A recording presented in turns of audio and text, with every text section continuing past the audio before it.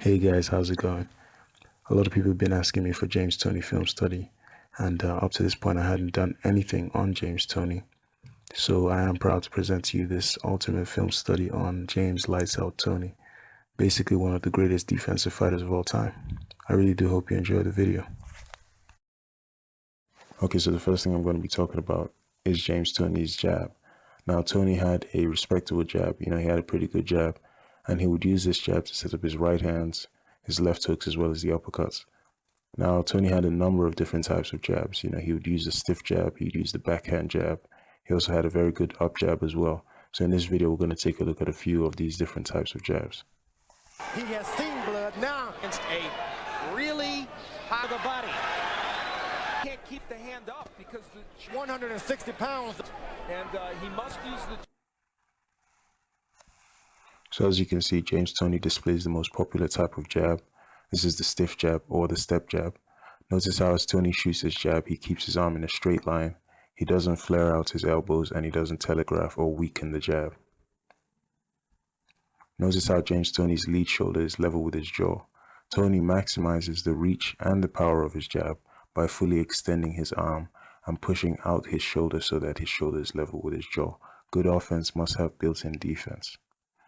Now, when shooting the jab, it's crucial that you do not put too much weight on your lead foot because this is going to negatively affect your balance and it's going to bring your jaw closer to your opponent because you're going to be leaning in.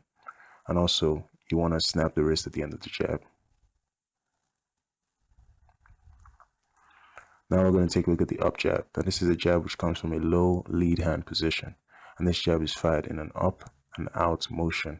And the impact is made on the knuckles. Toney used this jab on many, many occasions. There you see the jab from a low angle. Once again against Holyfield.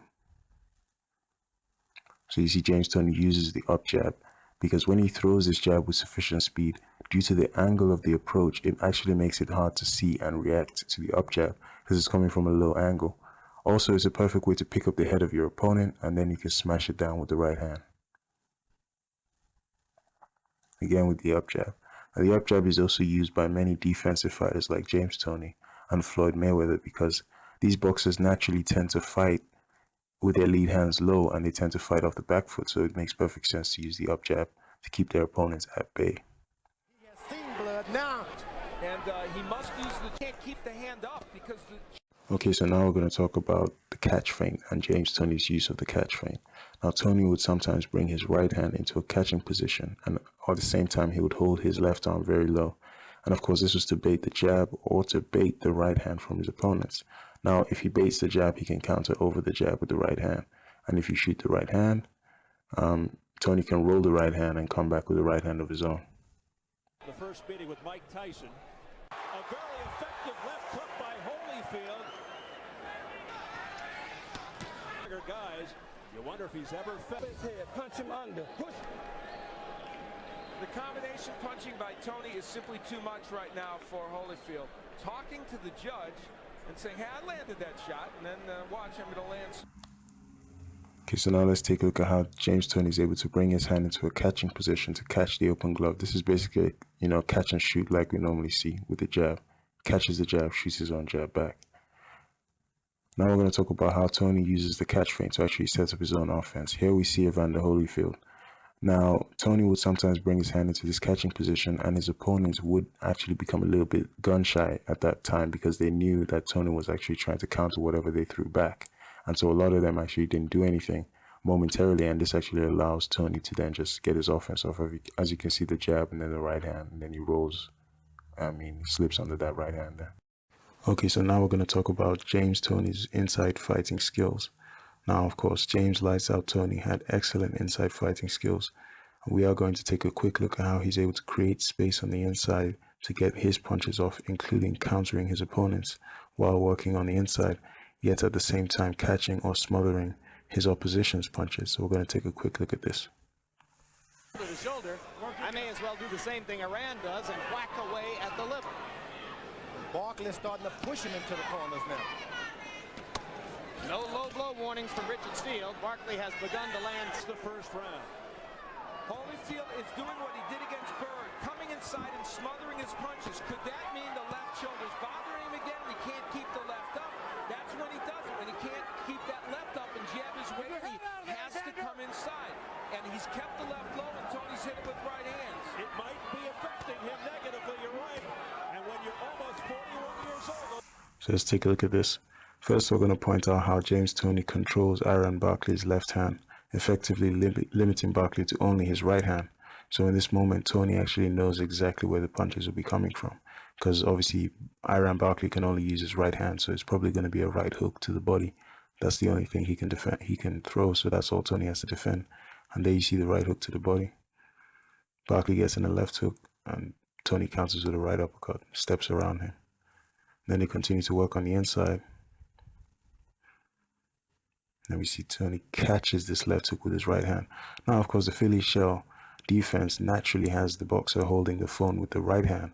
So, of course, it's very easy for James Lights Out Toney to simply drop his right hand to catch left hooks to the right side of his body. And then, of course, we're going to see him counter now with his left hook of his own. And so there you see a left hook counter, and he rolls under the counter left hook of Iran Barkley, countering and rolling under the counter. Beautiful defense from James Toney. Left hook, right hook combination. And then we see Iran Barkley gets in a left hook there, and a beautiful right hand from James Toney. Notice how James Toney actually leans back on the ropes to create the space required to actually generate the power and the leverage on this right hand. Just beautiful technique from James Toney. So we're going to take a look at this again. Watch how Toney leans back on the ropes to get that right hand.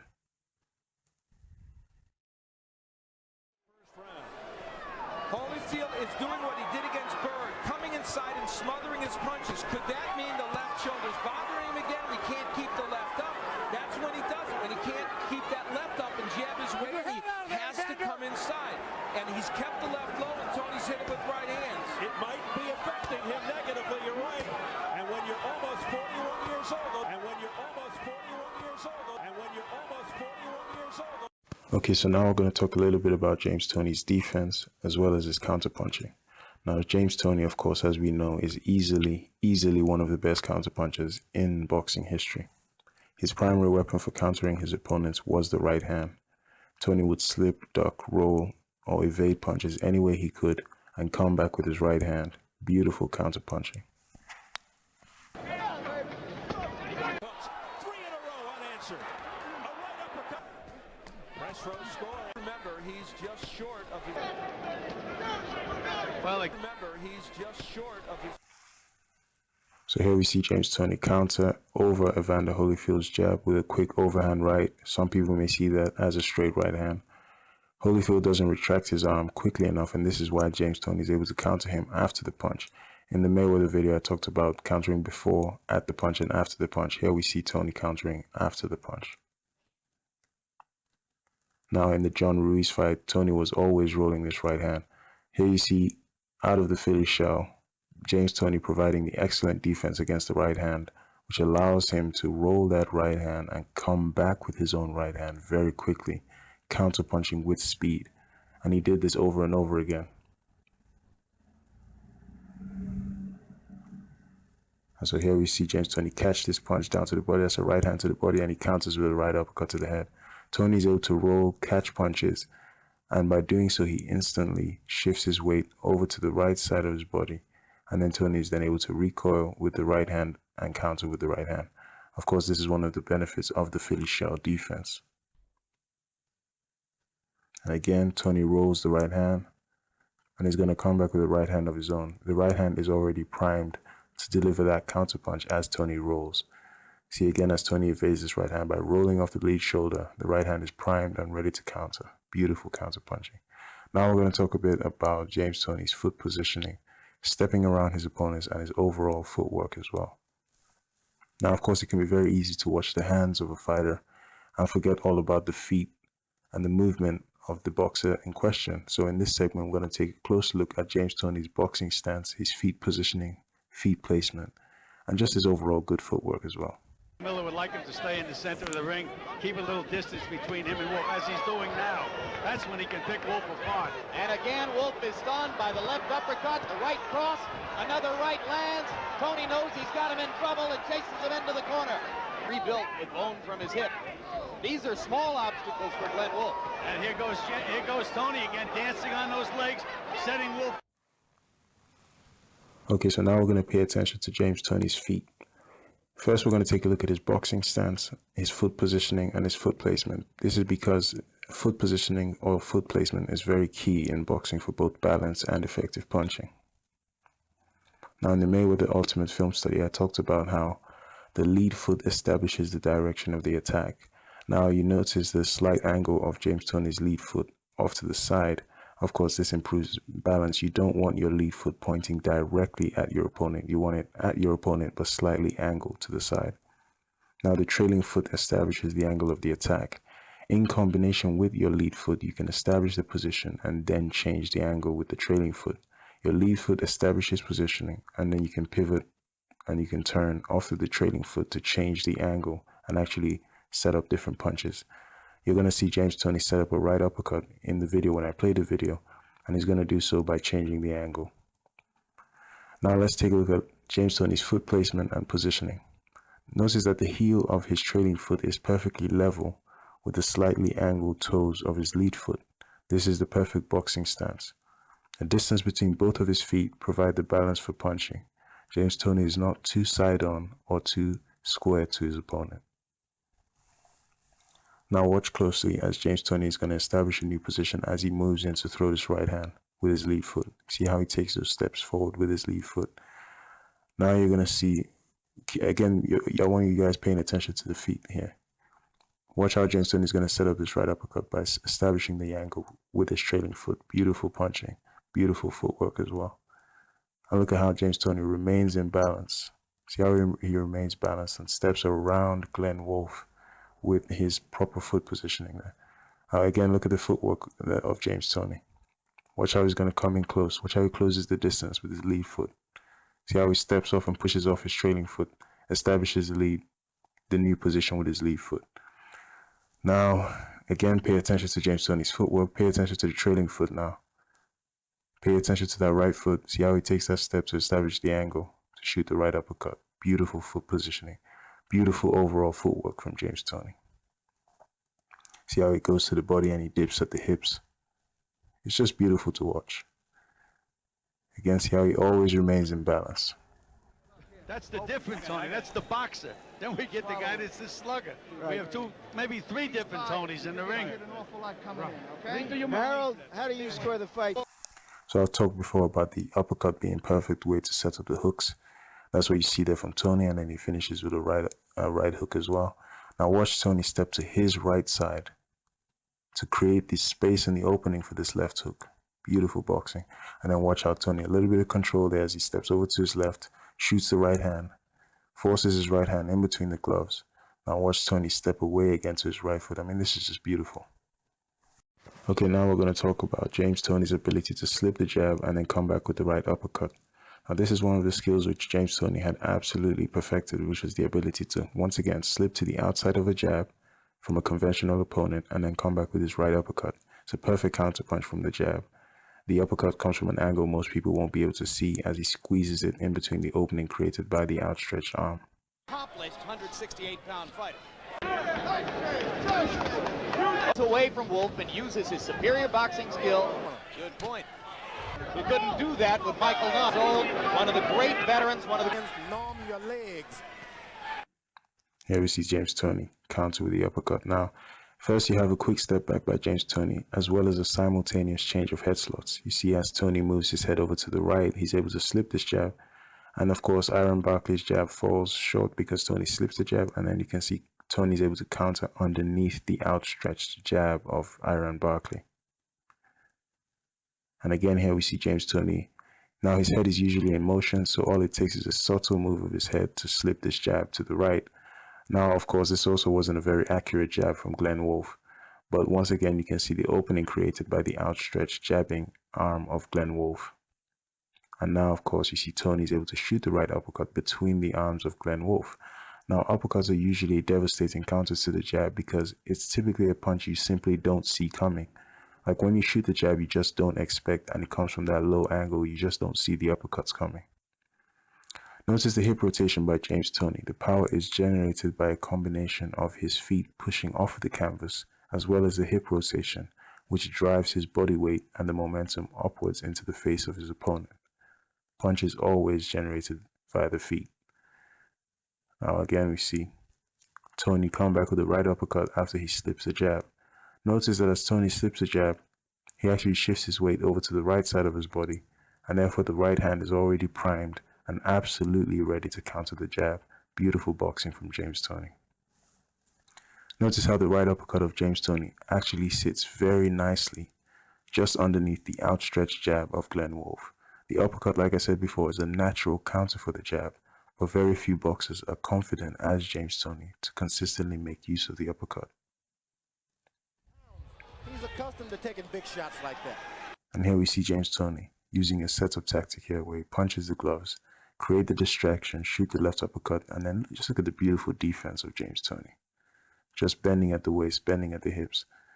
Now, once again, punch the gloves, shoot the uppercut down the middle, evade the left hand. Beautiful from James Toney. Now we're going to talk about James Toney's ability to limit the angle and set up his offense at the same time. One of the keys to being a defensive genius is simply being able to limit the openings and the angles that you give to your opponent. Like Floyd Mayweather, James Toney is able to not only angle his body in a certain way, he's also able to hold his hands and his shoulders in different positions to welcome or prohibit punches from certain angles that he's prepared and ready to counter. So the key to being a defensive genius, one of the keys is being able to position yourself in such a way where you don't have to worry about defending both sides of your body. You can simply focus on defending one side of your body. I don't believe Toney is hurt. And there's a left hand, and that drops Robinson. Now here you see James Toney in the Philly shell defense presenting a small target to his opponent. See how he's able to bend low at the hips to avoid the straight left hand. He doesn't give his opponents the options that other fighters would give his opponents. But now we'll come up to the point I really want to talk about. Here you see James Toney has shifted the angle over to the left side of his body. Notice how Toney holds his right hand very low. James Toney doesn't have to worry about the left side of his body because the angle isn't there for Jason Robinson. So with his right hand held so low, this is going to actually bait a left-handed punch from Jason Robinson, which Toney can counter. See now, like I said previously, holding the right shoulder and the right arm low baits a left-handed punch from Jason Robinson, which James Toney is able to counter. This is one of the keys to being a defensive counterpuncher, the ability to simply limit the angle you give to your opponent. Therefore, you only have to worry about punches coming from one side. And now we're going to talk about James Toney's defense, particularly bending at the waist. Now, James Toney fought out of the Philly shell defense, and much like Floyd Mayweather, the act of bending at the waist or ducking to evade punches was James Toney's primary form of defense. You simply have to make use of this if you fight from the Philly shell defense. Opponents early in his career, these days priding himself. He wouldn't let him get close because Power of an Evander left. Misses with, And couldn't counterpunch like he normally does, and was hit with big. he's getting a little more cutesy now. That's his style, that tricky inside step. So now, of course, we know that bending at the waist or ducking punches is so effective because of basic body mechanics and the trajectory of any punch. When you punch at James Toney's head, as your punch is still traveling to its destination, James Toney's head is already traveling south, and so the punch is never going to get there. And here we see that Toney didn't even have to duck all the way down or to his right to avoid punches. He sometimes preferred to simply lean over to his right and change levels just enough to make the punch sail well past its target.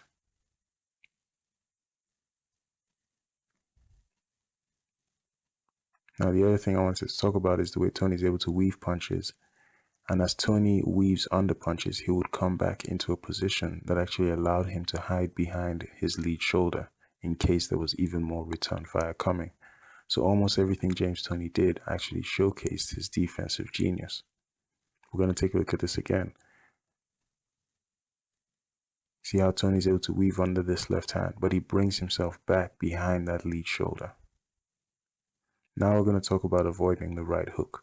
Now in the Mayweather Ultimate Film Study, I talked about how bending at the waist is the main way that Floyd Mayweather avoids the right hook or the overhand right. Of course, this is the exact same way James Toney avoided the overhand right and the right hook from the Philly shell defense, because there is no other way. You simply have to bend at the waist. Toney wants to make this an easy fight for himself. He had better start using his legs, giving himself a little Left hook inside by Toney. Barkley's mouth by the... So we see James Toney bending at the waist over to his right to avoid overhand right hands. He avoids the jab the same way. He avoids the right hook again. I mean, this is absolutely crucial if you fight from the Philly shell position. I simply can't stress this enough. If you don't bend at the waist like this, you're going to put yourself in danger, and you're probably going to get yourself really, really badly damaged. Bend at the waist to avoid punches coming towards the left side of your body. Please make sure you click the red button to subscribe to my channel if you already haven't. Then check out some of my previous videos, or you could check out one of my more popular videos right now. Or you could do absolutely nothing and go out to the outro music.